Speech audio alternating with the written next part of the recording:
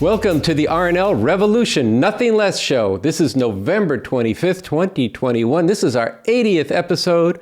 My name is Andy Zee, and I'm coming to you from Los Angeles, California. I and the whole crew want to especially welcome friends and relatives who are watching our show, the RNL Revolution Nothing Less show, for the first time on this holiday, which some people have renamed Friendsgiving, which, yes, expresses a wonderful way to spend the day and to feast. Yet at the same time, Friendsgiving is a way to gently step around a stark confrontation with the truth, the reality of the bloody genocide of the native peoples and the theft of their land, and what this means for today. The RNL Revolution Nothing Less show brings to you the unvarnished truth because, quote, people have to fully confront the actual history of this country and its role in the world up to today, and the terrible consequences of this, end quote. And this quote is the first of three things that have to happen in order for there to be real and lasting change for the better. And this was written by the revolutionary leader, Bob Avakian, BA, who wrote this on May 1st, 2016. And on the Revolution Nothing Less show, we bring this history, the hard truth, the complexity of how we got into the situation we're in today.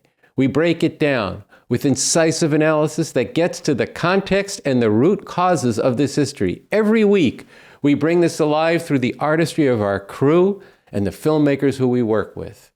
So I want to welcome my co-host, Sunsara Taylor. How are you, Sunsara? I'm doing well. So we had I'm sorry to cut you off, but I'm all excited. We were talking before we started filming that the verdict came down in the Ahmaud Arbery case, and we decided we really had to speak to that in this introduction. Yeah, it felt good. Let's just be honest. This was the three white men who hunted down and killed Ahmaud Arbery, an unarmed black jogger out in Georgia, were found guilty, all three of them, of murder. And this really matters. And it is a taste of justice, and it tastes sweet.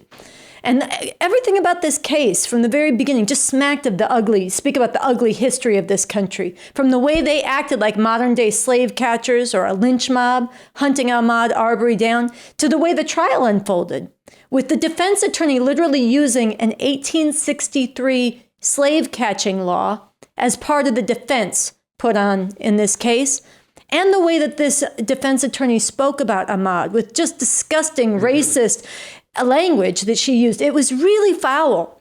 And so it's very important. It matters so much that they were found guilty. At the same time, don't let anybody tell you, all these voices out there telling you, this is the system working to bring justice. No. This verdict is a product of the struggle of the masses of people. And the second thing we need to understand is, as righteous as this verdict is, it is up against a backdrop of rising and roiling white supremacy in this country. Everything about the foundations of this country coming back to the surface even more viciously and increasingly coming to a head. So this is what we're facing. It is the historical truth that what Thanksgiving commemorates is a myth created to cover over the reality that this is a nation conceived on the foundation of the brutal and near total genocide of the native people and the enslavement of African people brought here in chains, who through the unspeakable bloody brutality of the whipping machine of slavery generated the foundational wealth of America. Wealth that was expanded through the theft of over a half of Mexico, and the ruthless exploitation of wave after wave of immigrants at the end of the 19th century into the 20th century, going on down to today, and the imperialist domination of colonies and neo-colonies that span the globe in today's globalized economy, the cost of which is the unnecessary misery and death and the squandering of the creative potential of millions of children who work in slave-like conditions around the world. And it's expressed in the desperation and the starvation in these mass migrations of tens of millions of refugees who risk everything to flee wars and climate catastrophe. For the first of these reasons, some native peoples call Thanksgiving Mourning Day. Now, the second of these three things you need to know and do that we bring to you every week on the RNL Show is this, quote, people have to dig seriously and scientifically into how this system of capitalism, imperialism actually works and what this actually causes in the world. Again, every week we break this down for you on the RNL Show through stories, through interviews, and most especially through the work of Bob Avakian, BA. And the third thing that people really need to know that BA spoke of is people need to look deeply into the solution to all of this. And this, more than anything else, is what makes this show unique, the RNL Show. We bring you not just the problem that humanity faces around the world, though we do bring you that, we also bring you the solution. A real potential for an emancipating revolution here and all over the world that could emancipate all of humanity. And we bring this to you every week, not as a travel log where we show you different parts of the world as things that are maybe interesting or beautiful to consume as Americans. And we definitely don't bring it to you as an advice column for how you're going to live your best life. We look at the reality of the billions of people around this planet, the suffering they face, the unnecessary suffering under this system, and the potential, again, to end this and bring about a really beautiful and much better world through an emancipating revolution. The RNL Show is a show about the world and for a radically new world and far better world. And we bring this to you, and we need you to not just watch this show, but to support this show, to join with this movement, to financially support this show, to spread it, and to become part of this movement fighting for this revolution. And the revolutionaries who make up the RNL Revolution Nothing Less team bust our butts every week to bring you, he's laughing, it's true, every week to bring you this show with rigor, with style, with heart for all of humanity. And what inspires us in this is the work and the leadership of Bob Avakian, who has developed a new communism. It's a qualitative breakthrough in scientifically knowing and changing the world. And this is what we bring to you and we fight to apply in this show and in this movement. I want to read something that is posted it's an excerpt from a piece that's posted at revcom.us, the website that this show is in collaboration with. And it says something very important about this leader. I'm going to read it. It says, Bob Avakian is completely different than the endless stream of bourgeois politicians who are put forward as leaders whose goal is to maintain one variation or another of this system of capitalism imperialism that is founded on and perpetuates itself through cruel and literally life-stealing exploitation, murderous oppression, and mass destruction in all parts of the world. BA is a revolutionary who bases himself on the scientific understanding that this system must finally be overthrown through an organized struggle involving millions of people and replaced with a system that is oriented to and capable of meeting the most fundamental needs of humanity and enabling humanity to become fit caretakers of the earth.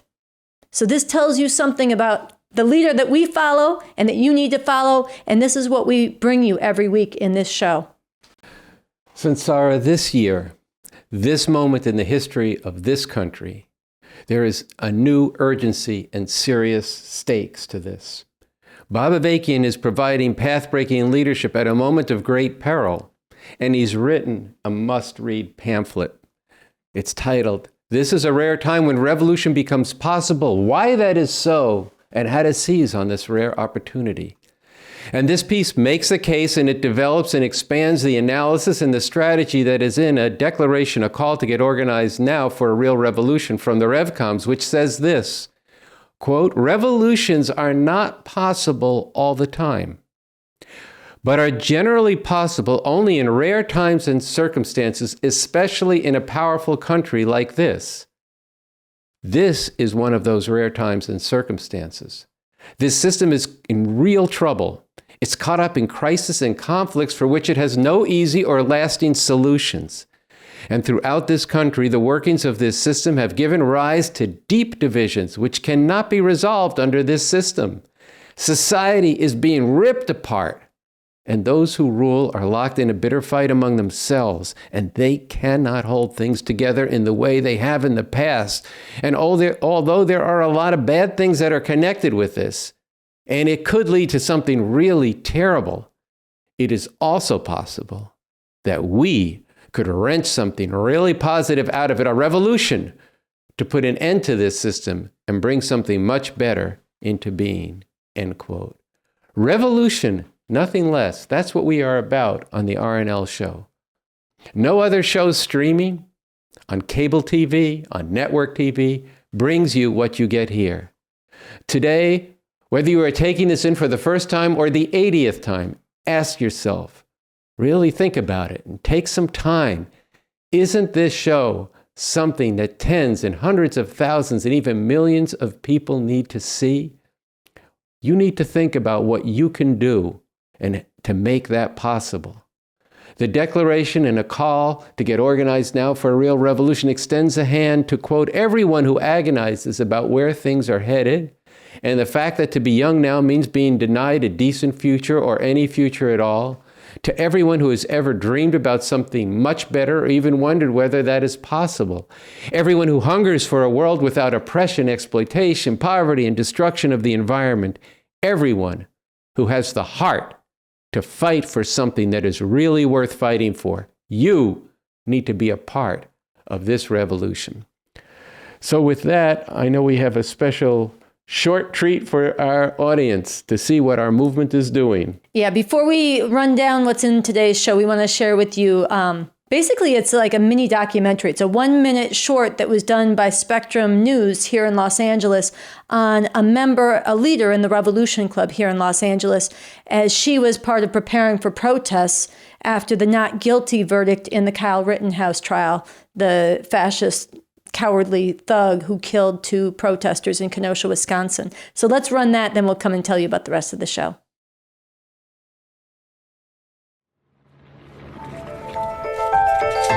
Sorting through stickers and flyers, South Los Angeles native Michelle Chai is a full-time activist. She's preparing to demonstrate after the not guilty verdict was announced in the Kyle Rittenhouse trial. Not guilty. We had a flyer ready. She actually left high school before graduating after being motivated by the ideology of new communism, which she studied in depth. Today, she serves as one of the local leaders in the Revolution Club, a national organization that hopes to dismantle our current democracy, which she says is founded in white supremacism. People should be angry and people shouldn't let go of that anger, but where is that going to go? Where is that going to get directed into? As her and other members prepare for a press conference in response to the verdict, she says this support of Kyle Rittenhouse is an example of everything that she thinks is wrong with the justice system. What this verdict represents is a stamp of approval, a green light for people just like him to go out and murder people in the streets for saying Black Lives Matter. That's unacceptable. They have invited local activists to speak at City Hall and other community members who took to the streets during last year's Black Lives Matter demonstrations. Michelle continues to fight for her goal of emancipating humanity and creating a world free of exploitation and oppression. Come together the way we did last year in the streets, saying no more, not letting these people have the upper hand. Using the Rittenhouse verdict as a stepping stone to further her message. So with that, here's what we have planned for tonight's episode. At the end of the episode, we're going to bring you an installment of the American Crime series, which originated at revcom.us. It is actually part of bringing alive the criminal history of this country, from the genocide, slavery, and many other crimes people know about and don't know about. And we've got one that's very well paired for Thanksgiving genocidal holiday. That'll be at the end of the show. Close to the end, we're going to give you a teaser, a short segment of an interview that I did. We'll air the full thing next week with Justin Blake, the uncle of Jacob Blake, the black man who was shot 7 times in the back in Kenosha, Wisconsin, that set off the protests that Kyle Rittenhouse went into and slaughtered protesters. So that's going to be it was a very moving interview, and we'll share a portion of that with you. And then before that, the bulk of the show is going to be footage from a live call-in radio show. I had the honor of having Andy Zee as a guest. That was a very wild ride. We had a great time. We did 2 hours of live radio talking about the Rittenhouse verdict, the stakes concentrated in this, taking calls, getting into it with the callers. We're not going to bring you the full 2 hours, but we've got a good portion of it that I think you'll really get a lot out of. And to start us off... Yeah, we're going to start today's show with Bob Avakian. We're going to give you an opportunity for those who are watching for the first time to experience Bob Avakian from a speech he gave in 2018, why we need an actual revolution and how we could really make a revolution. And we're taking a segment of this speech that really brings out, I think, very, very sharply Bob Avakian's very visceral understanding of the lives and the contradictions that the people who catch the hardest hell under this system face, and particularly the youth. We take this segment that we've called, and it's pulled out as a separate segment also on the website revcom.us, straight up on the revolution and the gangs. He's talking to these youth, and I'm not going to say more about it because I just think you're going to get a sense not only of the kind of struggle we have to have and with the youth today to get out of what they're into now and to get into the revolution, but it's also going to give you a good measure of the leader we have in Bob Avakian.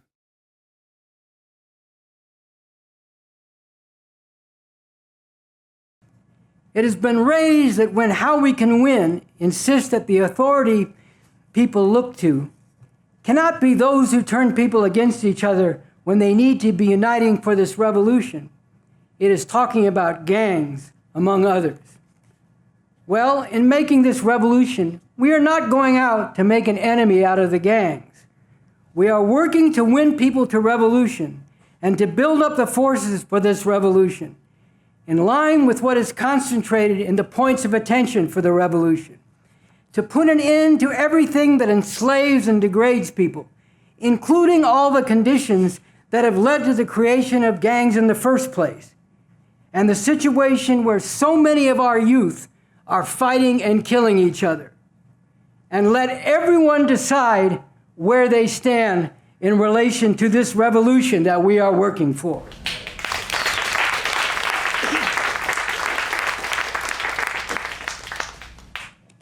But we need to struggle hard against the way of thinking that says it's everybody for themselves and you got to do what you got to do to get over on everybody else and get big bank and have lots of property, including turning women into property. All of this is just an imitation of the outlook of the oppressor, and it is a big part of what has kept masses of people oppressed and degraded for so long. Once again, all played out calls this shit out. I got my mind on my money and my money on my mind. That craziness about being like Scarface, acting without a trace of humanity, plundering and violating without remorse, killing and dying for no good purpose. Give it up, it's all played out. In thinking about people who have gotten into the life, often from a very early age, I'm reminded of the lines in a song from back in the day by the R&B group The Whispers.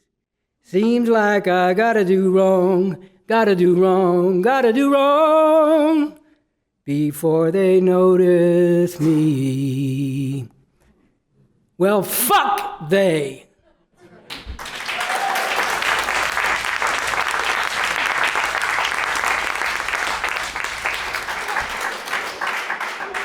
To invoke a statement by Frederick Douglass from the days of slavery that very well captures the truth today, they are guilty of crimes that would disgrace a nation of savages.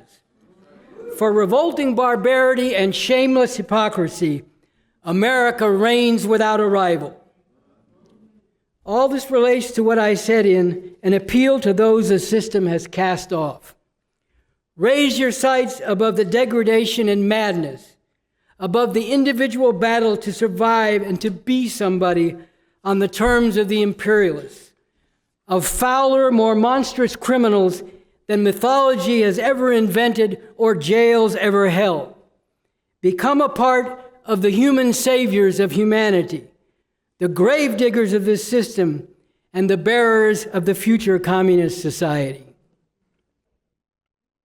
In opposition to those who mislead the people, the authority of the revolution and its leadership can be extended and strengthened as it brings to light through scientific analysis what is really going on in all the major events in society and the world, and where the fundamental interests of the masses of humanity actually lie, and as it mobilizes increasing numbers of people to fight for those fundamental interests. But building up this revolutionary authority will not happen automatically. It too must be consistently worked for and vigorously fought for as a concrete goal, an important part of carrying out the three prepares. You go out and you talk to people about revolution, and they say they don't want to hear that. You tell them to quit opening their mouth and letting the oppressor come out of it.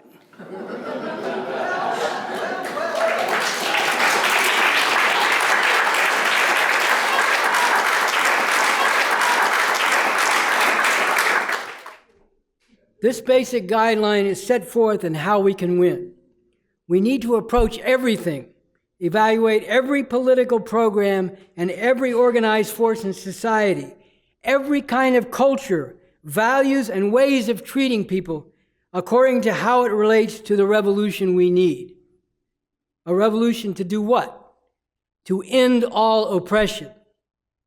Here again is the importance of the points of attention for the revolution, and winning more and more people to uphold, live by, and fight for this in building the revolution we need to end all oppression. We need to combine a firmness of principle and unwavering grip on the strategic goal of revolution with a broadness of mind and generosity of spirit.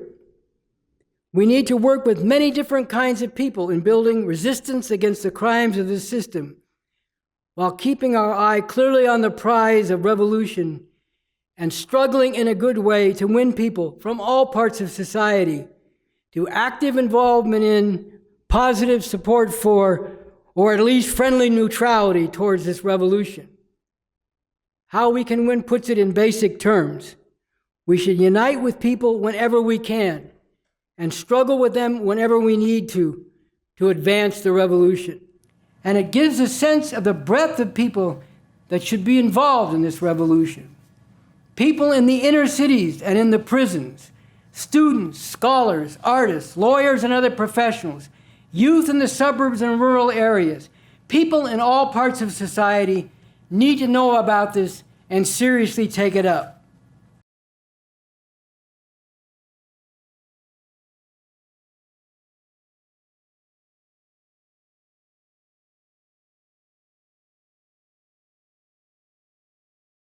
Some of you may be aware, I do a radio show on WBAI and WPFW Pacifica stations in New York City and Washington, D.C. It's a weekly radio show. And this past week, we extended the broadcast to a 2-hour broadcast. And I had Andy Zee on for the full 2 hours to talk with callers live about the stakes of the verdict in the Kyle Rittenhouse trial.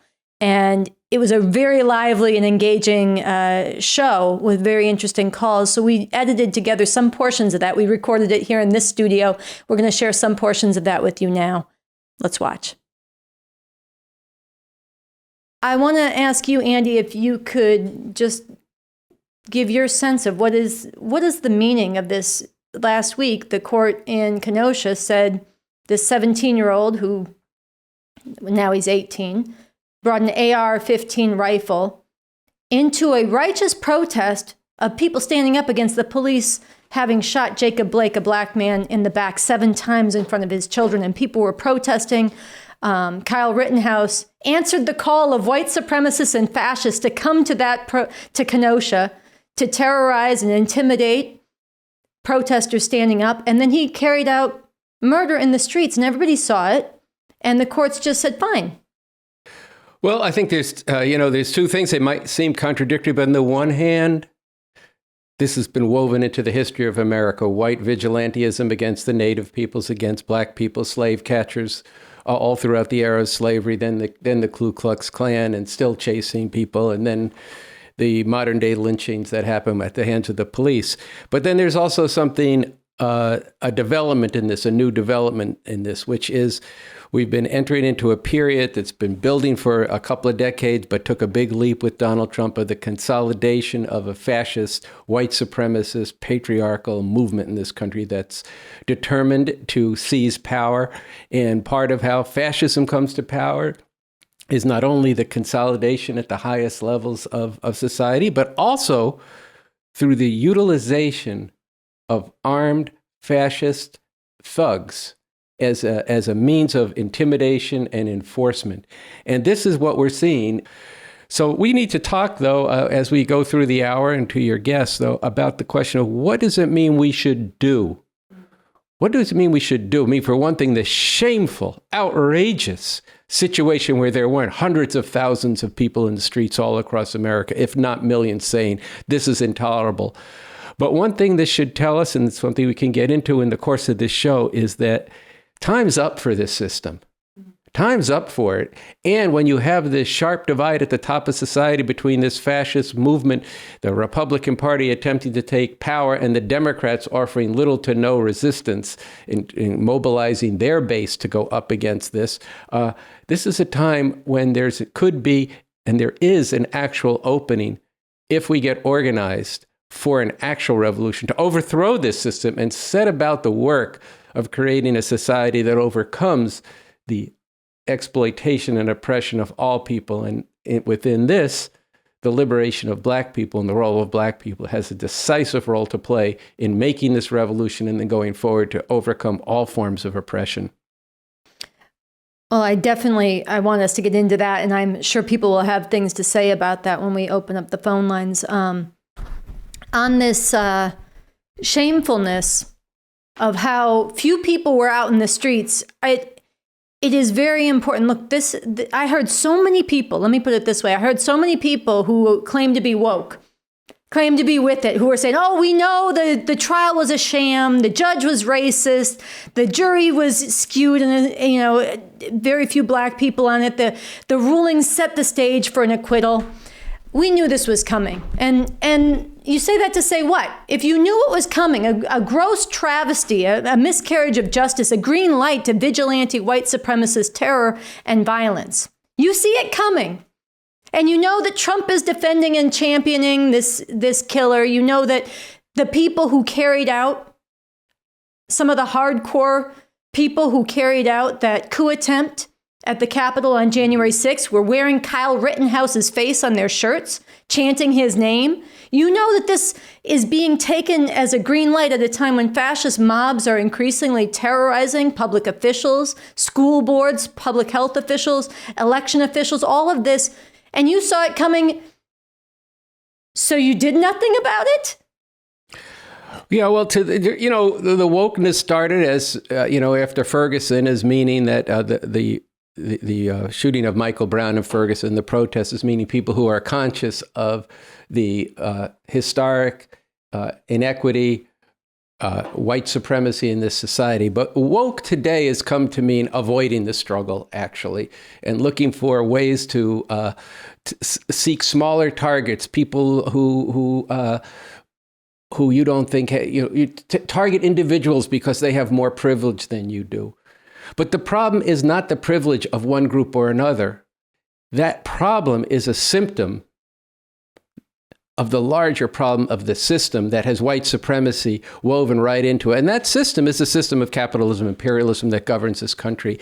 And turning away from this, turning away from the stakes of this struggle, only gives a green light to the fascists. This is something that has to be grasped. And, also from today's New York Times, I can't believe I'm quoting the Times so much, but Michelle Goldberg has a column today that ends with this. And she calls it the problem of political despair. And she ends her column by saying, given the bleak trajectory of American politics, I worry about progressives retreating into private life to preserve their sanity. Now listen to this, Sunsara. A retreat that will only hasten democracy's decay.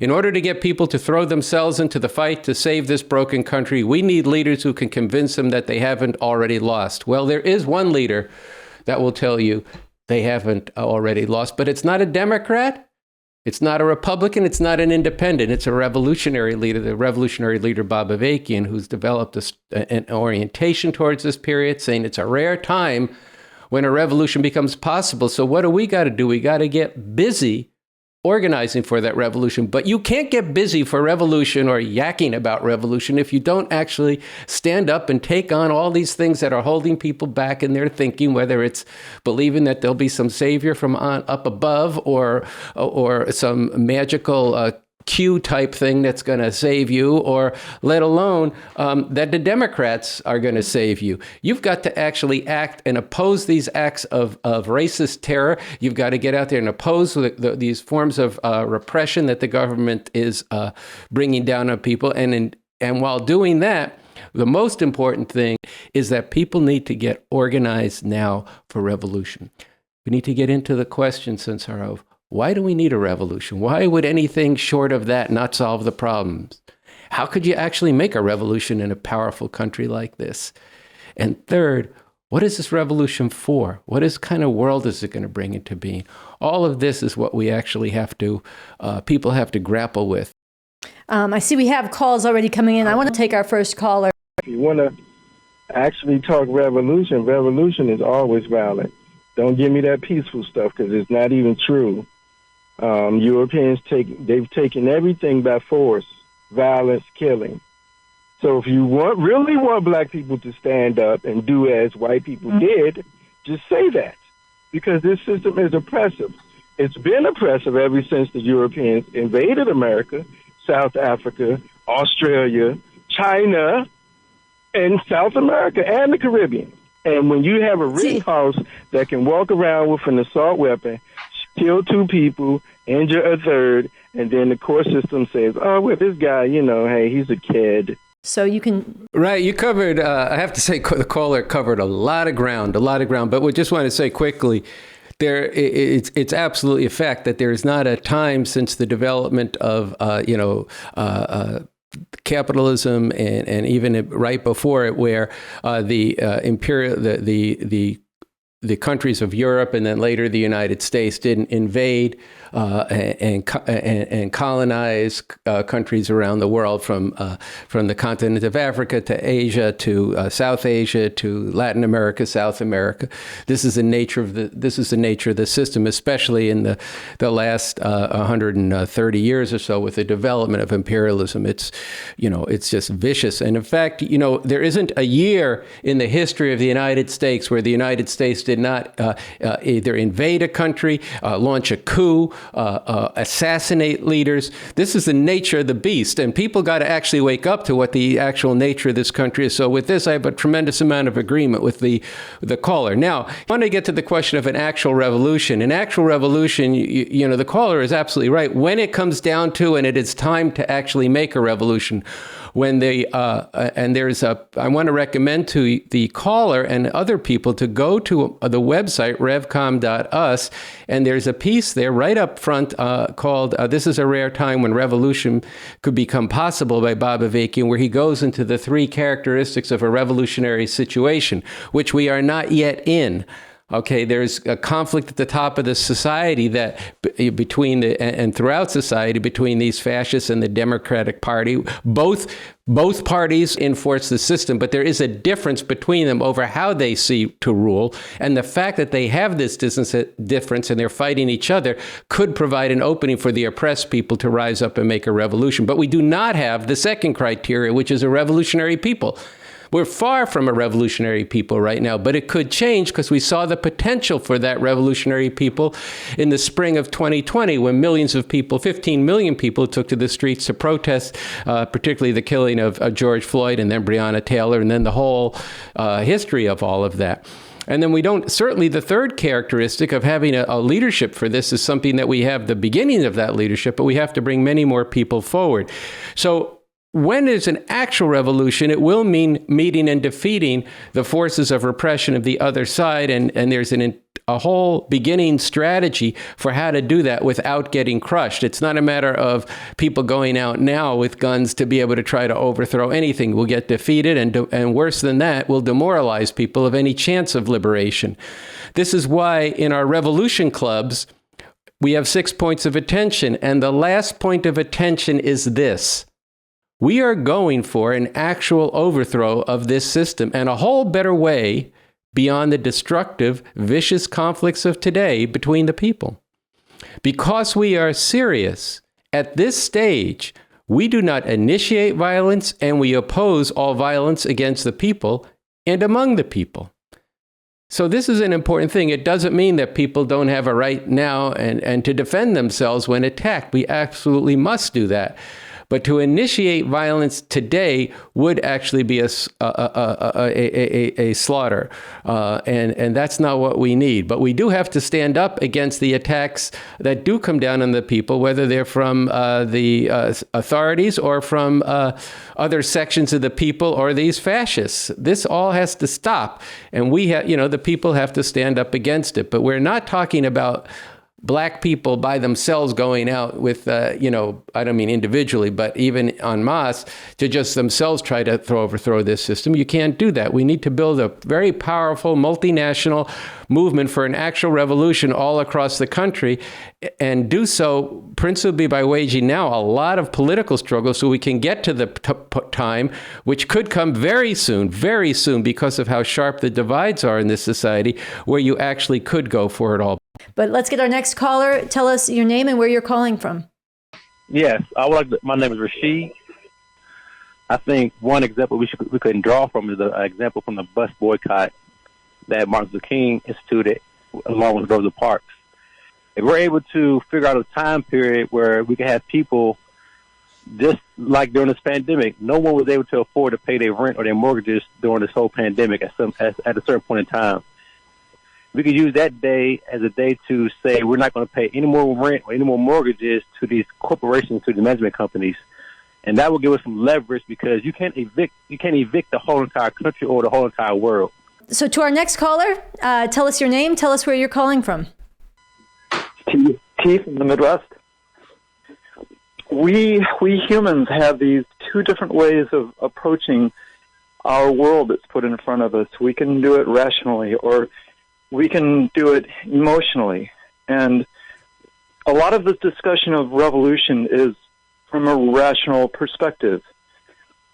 But a huge percentage of our population lives from an emotional point of view.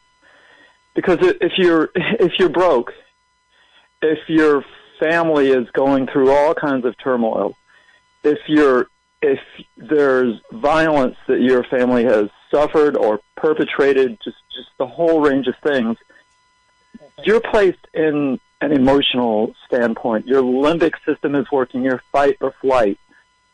And any rational discussion which doesn't jump first to providing basic needs, how can you pursue revolutionary ideas if your family right now is torn to shreds? Well, look, I think both callers raised things that are on people's mind. First, in terms of the Montgomery bus boycott and the strategy of boycotts, there's a lot of different strategies that people have used and can use in terms of the struggle to force the system to grant concessions. But here's the problem that we're actually facing. And I want to bring out two dimensions of it. One is that it doesn't actually fundamentally change the nature of the system. It can make some changes for some of the people, and maybe at times, even for a moment, a lot of people. But, I can remember the big struggles when I was younger in New York City over segregated schools. And you know what? The schools in New York are more segregated now than they were then. This is the problem we face. There's a system. It works a certain way. It's got, as Bob Avakian has said, white supremacy and capitalism. You can't do away with one without doing away with the other. They're woven together. It's in the fabric of this country. Reforms, are not going to deal with it. But most of the time in a country like this, a powerful country like this, you cannot make a revolution. The point that's being made by Bob Avakian and the RevComs now is that we are entering a period where revolution could become possible if we can get organized for it. And because fundamentally you need to change the system. In terms of, the emotional state of people today, it's undoubtedly extremely frayed, both because of the pandemic, but more fundamentally because of the various forms of oppression. Even before Trump and before the pandemic, you had a tremendous, first off, you had the whole drug crisis and the war on drugs, which was really a war on the masses of black and brown people that went on through the late 80s into the 90s that transformed into the opiate crisis. Is tremendous oppression on the people and became part of the justification for mass incarceration, the new Jim Crow, as Michelle Alexander called it. And now, with the development of a full-out white supremacist, racist, fascist movement that staged a coup that was, yes, a failed coup in last January, but which, as we said at the time on our show, and I said, and Sunsara said, as part of Refuse Fascism, it was but a dress rehearsal for what they're planning for the future. This has also created tremendous anxiety among people. And yes, people, they have a limbic systems and they have a fight or flight reaction. But here's the problem. There's nowhere to run. This system is doing what it's doing. So we should have our arm around people. We should offer them hope. And Bob Avakian has written an incredible pamphlet called Hope on a Scientific Basis. Fundamentally, you can't hope when you're being led off a cliff. You can hope and try to blot it out, and you can give people candy bars or breakfast or whatever else you're going to give them. And I don't mean to make fun of anything here. This is very serious. People are really hurting today, and it's. I mean, when you have a defense attorney, rather, in the Ahmaud Arbery case, essentially say that this nice teenager turned into a vicious person when he grew up, speaking of Ahmaud Arbery, because he ran without socks with his long and dirty toenails. This is the same kind of racist crap that people have been fed for hundreds and hundreds of years of dehumanization. So yes, people are really, really hurting. And yes, it's haunting people, but rational people got to come to understand there's a system behind this, and that there is a way to understand this system, and there's a way to deal with this system, which is to get organized, to overthrow it, and bring into being a far better system that isn't ruled by profit, that actually doesn't have white supremacy woven into the fabric to be able to keep people divided and keep people down, but actually is seeking to bring people together and overcome all the inequalities of the millennia of class society. This is what we have to do. And you can't sugarcoat this for people. I know people are hurting. But you know what? There's a whole culture out there right now where that we hear this all the time. We heard it during the beautiful rising against George Floyd against the murder of George Floyd. The murder of George Floyd. Sorry. And you got 30 seconds, and then we get Breonna Taylor and all this. And so we just need safe space. No, we need justice. And we're going to have to fight for justice. And we're going to have to fight to overturn the system that gives rise to injustice.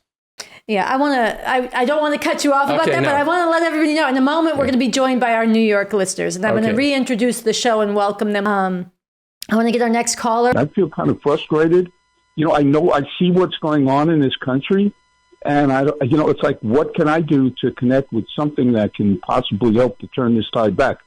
And I just want to also mention, I think the stuff that you guys were mentioning is so spot on and so articulated so well. And when I listen to your show, I just feel so different and feel such a sense of hope and some, like, there are people that are actually, thinking like this. I mean, because I'm just dealing with so many people who are just so in another place. So I'm thinking one last thing about the state violence. If you look in American history, I mean, these people, they're so concerned about the violence on the street. Like you said, it was mostly caused by the police. And, why aren't they looking at the violence that this system of colonialism, imperialism, militarism, settlerism that has started so far back and has propagated violence on the working class, on different groups of people, on the underdeveloped world? I mean, why, if they're so concerned about violence that went down in 2020, why aren't they concerned about that broader scope of violence that I'm talking about? Thank you so much for your insights, both you guys. Unbelievable. You make me feel completely different about everything when I listen to this show. This is the most amazing show. So thank you very much. Well, listen, I really appreciate that feedback. And first thing I want to say is I think there's a lot of people There's a lot of people in this society right now who feel very similar to what you just gave voice to. Not about this show. They don't know this show. We got to change that. And we've got to let them know about the Revolution Nothing Less show on youtube.com/therevcoms. That's one of the things you can do. There's other things we'll mention too. But that show that Andy and I co-host every Thursday night, we put out new episodes. That's got to be a vehicle as well to connect people with. But the part of what you said that I think a lot of people feel is a lack of hope and a lack of a sense that there's a way to go to work on changing this. I think a lot of people feel a deep horror in their gut. They feel an unsettledness about look, you can pretend not to see what's happening around us, but it's hard. You have to work at it. And I know the media and the entertainment and the social media and all these, there's so much culture pumped at people to keep them distracted and absorbed in self. But I think a lot of people feel a deep sense of distress about the future. And there is actually a way to go to work. If more people heard our voices, if more people heard the leader that we follow, Bob Avakian, and the work he's done, if more people were joining a movement for revolution and manifesting that in public, I think a lot of those people would find a great deal of hope, and a lot of them would find their stronger side, their more daring side, their more honest side.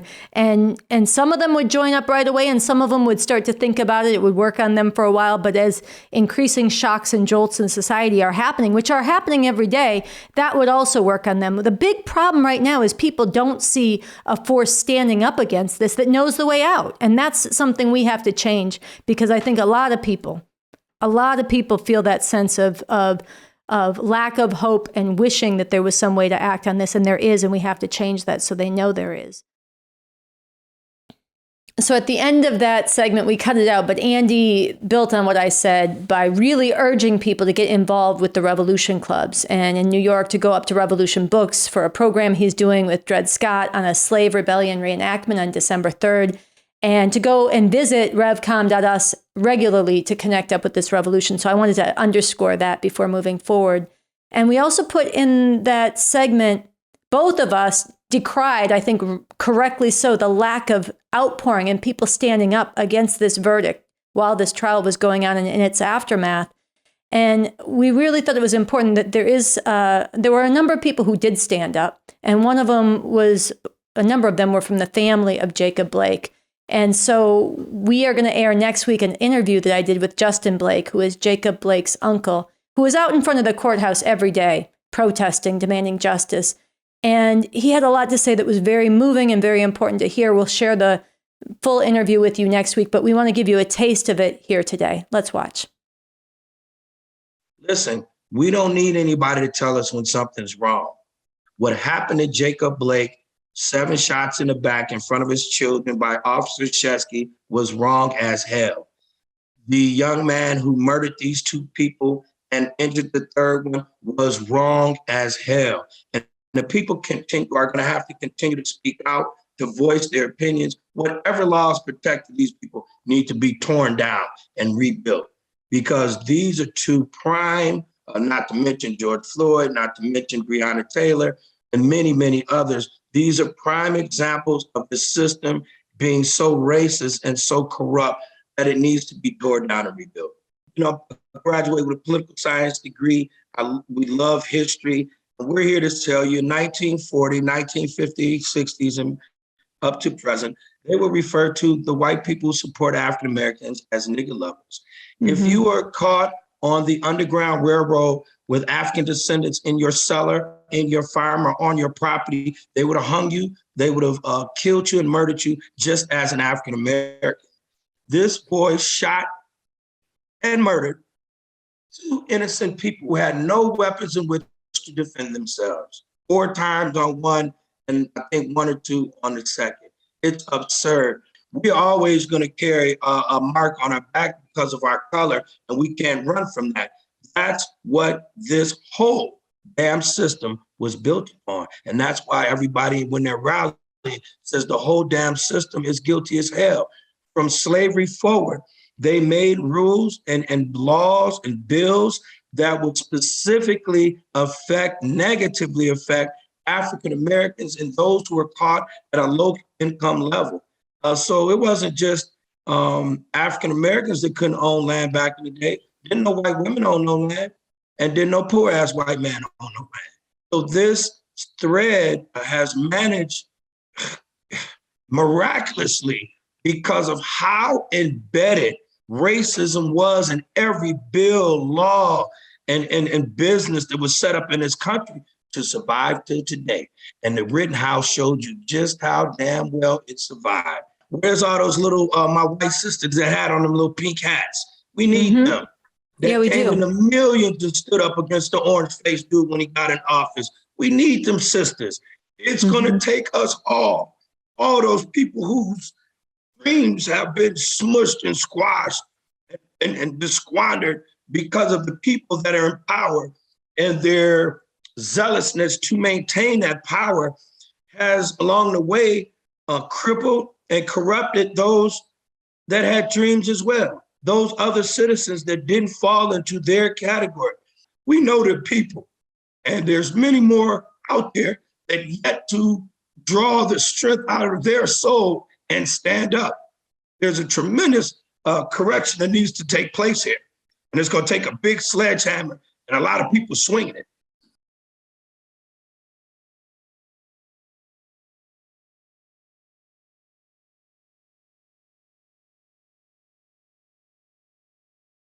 Okay, so we're going to look forward next week to the rest of that interview. And all of us do have to swing that big sledgehammer. And that sledgehammer is an understanding of the world based on a scientific approach to it and a strategy for an actual revolution. That's our version of this sledgehammer. We'll hear from Jacob Blake next week on that. So our last segment today, as Sunsara said earlier, is going to be one of the segments that's been produced by the RNL crew, and particularly by the filmmaker David Zeiger, who's the person who created the movie Sir No Sir. You should look it up. It's a very important film on the GI resistance during the Vietnam War. But this particular segment is called Donald Trump Says We Need Patriotic Education.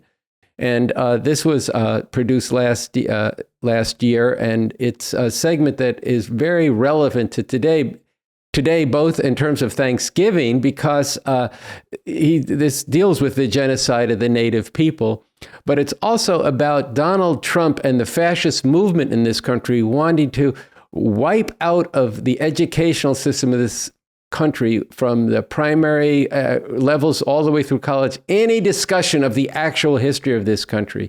A lot of it is under the rubric right now of critical race theory, something they don't even know what it is. But nonetheless, what they really mean is any discussion about the genocide of the native people, the slavery and continuing oppression of black people in this country, as well as against immigrants and refugees. It's a total whitewashing of the history of this country. So this segment is, we feel, is appropriate to this political situation right now, and also it's appropriate for this holiday, that what the native people call the Day of Mourning. We are not a nation of timid spirits. Our American ancestors sailed across the perilous ocean to build a new life on a new continent. In 1779, General John Sullivan led 6,000 Continental Army troops on a mission to wipe out communities of the Iroquois Confederacy in upstate New York. Sullivan's troops methodically looted and destroyed every Iroquois town and village on their route, their progress marked by smoldering villages and blackened fields. Roughly 50 towns, 1 million bushels of corn, 50,000 bushels of vegetables, and 10,000 fruit trees were demolished, leaving death and starvation in their wake.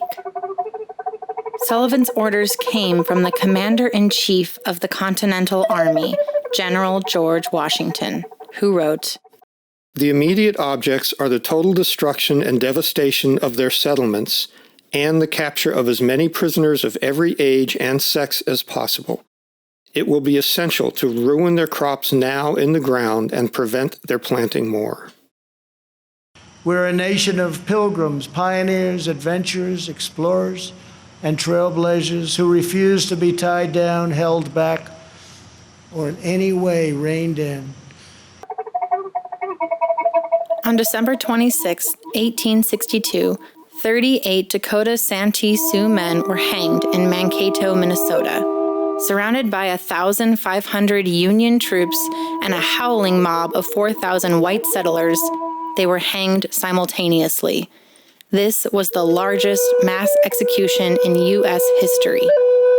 The execution order came from the President of the United States, Abraham Lincoln. Forced off of their land and into starvation, the Dakota had fought a futile war against the Union Army. After the hangings, more than 1,600 Dakota were exiled to a disease-ridden concentration camp on Pike Island. Then in 1863, the U.S. Congress abolished the Dakota Reservation, declared all prior treaties null and void, and expelled the Dakota people from Minnesota. These pioneers didn't have money, they didn't have fame, but they had each other. They loved their families, they loved their country, and they loved their God. On the morning of November 29, 1864, 700 soldiers of the 3rd Colorado Cavalry, led by Colonel John Covington, stormed into a village near Sand Creek, where the Cheyenne people had been promised peace and safety by the U.S. government. The soldiers opened fire with carbines and cannons, killing at least 130, mostly women, children, and the elderly. Before leaving, the soldiers not only scalped the dead, but cut off body parts as trophies. Then they burned the village. Colonel Covington declared, "I have come to kill Indians, and believe it is right and honorable to use any means under God's heaven to kill Indians. Kill and scalp all, big and little. Nits become lice." When opportunity beckoned,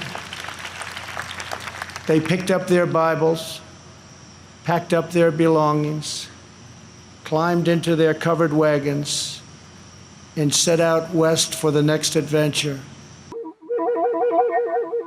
In 1846, before the 1848 gold rush, 150,000 Native Americans were living in California. By 1873, only 30,000 Native Americans were left alive, and by 1880, they numbered 16,277. This was accomplished by starvation, disease, imprisonment, and massacres. Ranchers and miners, cowboys and sheriffs, farmers and settlers, they pressed on past the Mississippi to stake a claim in the wild frontier.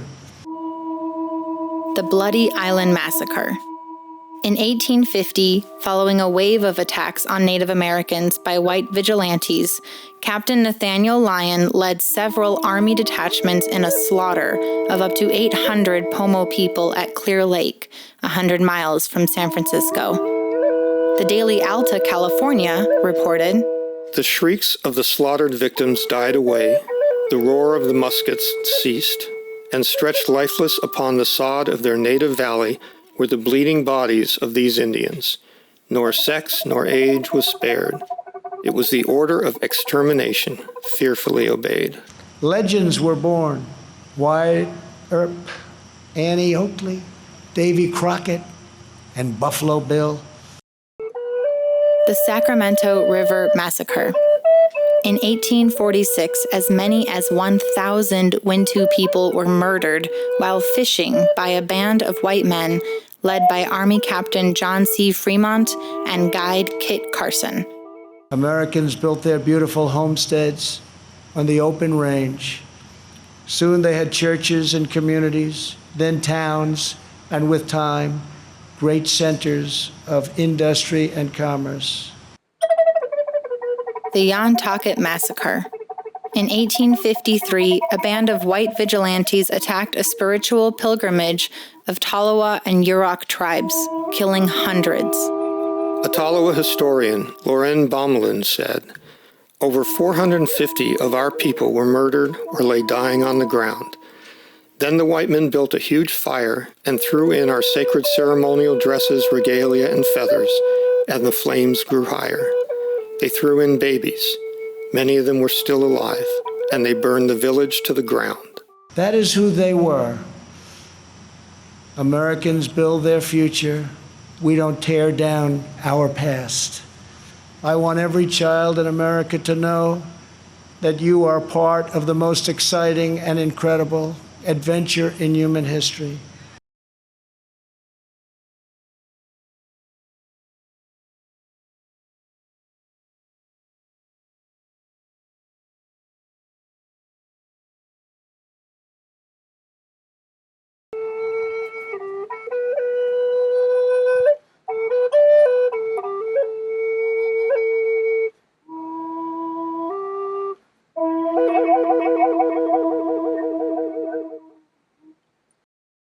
All right, so with that, we've reached the end of episode 80 of the RNL, the Revolution Nothing Less show. I want to thank everybody for tuning in. If it's your first time, or as Andy said earlier, if it's your 80th time tuning in, this show is so important. And I want to ask you, as we send you off, to subscribe, to watch every week, to come back and be part of this. But more than that, to fight to spread this show. We are getting to the end of our second season soon. We're coming into the holidays when people reflect on the state of the world, on what is a life with meaning and where to put their resources. We want to ask you to financially support this show, including on Giving Tuesday, next Tuesday. And all of this is taking place in a rare time, which we've spoken about, when revolution could actually be possible. At the same time, a horrific future is shaping up every day. And so we have a fight to wage. And this show is part of waging that fight. So please, in whatever way you can, spread it. Struggle with the people you know in your networks, in your families, in your friendship circles, wherever you can reach people to watch it with you. And with that, on behalf of myself and most of the rest of the RNL Revolution Nothing Less crew, I want to say goodnight. I say most because Andy has a final word he wants to share as well. Yeah, if you're in New York, this coming Friday, December 3rd, I want you mentioned this before, Sunsara, come by Revolution Books. We have a very important program. It's a fundraiser for the store. Revolution Books is the political, the intellectual, and the cultural center of our movement. It's in Harlem on Malcolm X Boulevard and 132nd Street. It's also on Telegraph Avenue in Berkeley. This program is in New York City, however, and it is going to be a program by the artist Dred Scott, who 2 years ago staged a reenactment involving hundreds of people that of the largest slave rebellion in U.S. history. This promises to be an interesting program. And he says in the publicity for this, and I'm sure he'll talk about, that this could have, and imagine if it had succeeded, how that would have changed history. And so with that, I hope to see you there. And as Sunsara said before, we are about changing history. And in this time, we have a chance to do that. So I want to second all of the requests you made of our audience to get involved and to support us, and to say good night. And we'll see you next week on the RNL Revolution Nothing Less show.